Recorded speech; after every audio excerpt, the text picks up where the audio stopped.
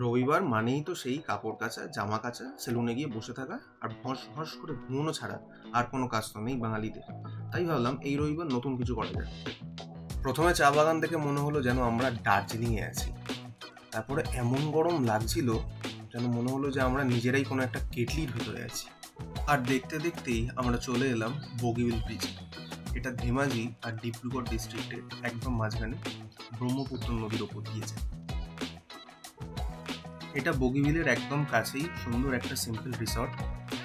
Bogibeel bridge হলো ভারতের দ্বিতীয় দীর্ঘতম রেল কাম রোড ব্রিজ, মানে এটা দিয়ে গাড়ি এবং ট্রেন দুটোই যাতায়াত করতে পারে। ট্রেন চলার অংশ 7 কিলোমিটার আর গাড়ি চলার অংশ 5 কিলোমিটার, এবং এটা বানানো শুরু হয় 2002 সালে আর শেষ হয় 2018 সালে। লাঞ্চের পর এসেছিলাম এই রিসর্ট থেকে ব্রিজটার একটা সুন্দর ভিউ নিতে আর সানসেট দেখতে।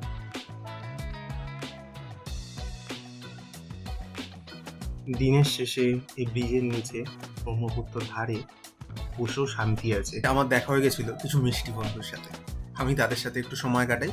আপনারা সবাই সুস্থ থাকবেন, ভালো থাকবেন এবং ঘুরতে থাকবেন।